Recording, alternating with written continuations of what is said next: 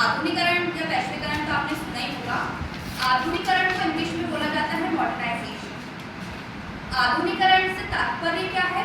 आधुनिकरण का अर्थ होता है किसी समाज, किसी देश या किसी संगठन में आधुनिक बनने की प्रक्रिया। आप जैसे कि अगर हम देखें रहन सहन खान पान के बारे में, तो सब में बदलाव आ रहा है। क्यों? क्योंकि हम पश्चिमी संस्कृति को अपना रहे हैं। अगर अब चाहे वो रहन सहन में हो या किसी सांस्कृतिक बदलाव में हो या फिर प्रौद्योगिकी में हो या आर्थिक विकास की बात करें। अगर हम आर्थिक विकास की बात करें कि आर्थिक विकास में ये जो मॉडर्नाइजेशन है या फिर आधुनिकरण है वो कैसे मददगार होता है। तो आपने देखा होगा कि पहले इतना रोजगार नहीं था, लेकिन अब जो है रोजगार में वृद्धि हो रही है, शिक्षा में वृद्धि हो रही है। लोग ज़्यादातर पहले पढ़ने में इतने इच्छुक नहीं थे जितने अब इंटरेस्ट रहते हैं पढ़ने में।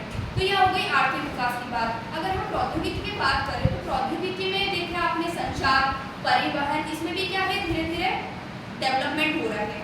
अगर हम बात करें सामाजिक संरचना की या सांस्कृतिक मूल्यों की, तो आपने देखा होगा कि हम पश्चिमी संस्कृति को अपना रहे हैं, रहन सहन खान पान हमारा चेंज हो रहा है। लोग कहीं ना कहीं हमारी जो स्वदेशी संस्कृति है उसको कम अपनाते हैं, बाहर की जो दूसरे कंट्री की जो संस्कृति है या जो कल्चर है उनको ज़्यादातर फॉलो करते हैं।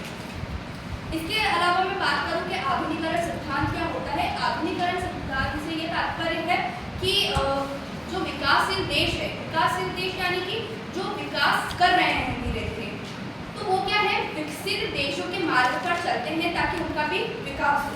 यही आधुनिकरण सिद्धांत इसका कहलाता है। इसके अलावा अगर मैं वैश्वीकरण की बात करूँ तो वैश्वीकरण का अर्थ होता है, हाँ, वैश्वीकरण को इंग्लिश में ग्लोबलाइजेशन बोला जाता है और इसको भूमंडलीकरण या विश्वव्यापीकरण कहा जाता है। अब आपको नाम से ही पता चल रहा होगा, विश्वव्यापीकरण यानी कि विश्व यानी कि संसार, व्यापीकरण यानी कि जो सब कुछ व्याप्त है।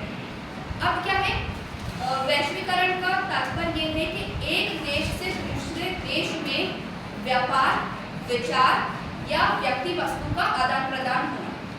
अब आपने देखा था कि पहले जो है सूचना के लिए हमें खुद जाना पड़ता था, है ना, पत्र का भी पहले सुना था, लेकिन अब क्या अपने पास जो है फोन्स वगैरह आ गए, तो तुरंत जो है एक सेकंड में ही मैसेज आपका जो है वो डिलीवर हो जाता है। सो ये क्या है, वैश्वीकरण का ये उदाहरण है।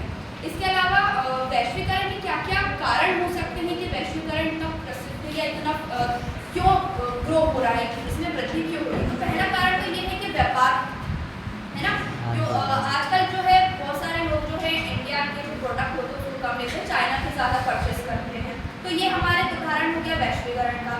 इसके अलावा अगर हम उदाहरण दें वस्तु का तो हो गया। इसके अलावा लोग काम की तलाश में जो है दूसरे कंट्रीज में जाना प्रेफर करते हैं, क्योंकि बहुत से लोग जैसे अपन स्टेट की बात कर लें कि इसमें इस स्टेट में ज़्यादा पैसे नहीं मिलते हैं, वैसे ही कंट्री का भी होता है कि इस कंट्री में ज़्यादा पैसे नहीं मिलते हैं। अगर हम कहीं बाहर कोई सी कंट्री में जाते हैं तो वहाँ पे ज़्यादा स्कोप रहता है पैसे, तो ये भी वैश्वीकरण का उदाहरण है। इसके अलावा अगर वैश्वीकरण के कहीं ना कहीं सकारात्मक प्रभाव है तो कहीं ना कहीं नकारात्मक प्रभाव भी है, मीन्स नेगेटिव इफेक्ट्स भी हैं। अगर हम इसके नेगेटिव इफेक्ट्स की बात करें तो पहला तो मैंने ऑलरेडी आपको बता चुका है कि लोग अपनी संस्कृति को भूलते जा रहे हैं। लोग जो है पश्चिमी देशों को, पश्चिमी जो संस्कृति है उसको ज़्यादा अपनाते हैं, खान पान हो चाहे रहन सहन हो, किसी का भी अपन उदाहरण ले सकते हैं। इसके अलावा रोजगार सृजन का मैंने बता दिया है। तो ये कुछ इसके उदाहरण थे और अंत में यही कहना चाहूँगी कि जो आधुनिकरण है और जो वैश्वीकरण है वो एक ही सिक्के के दो पहलू हैं, अर्थात आधुनिकरण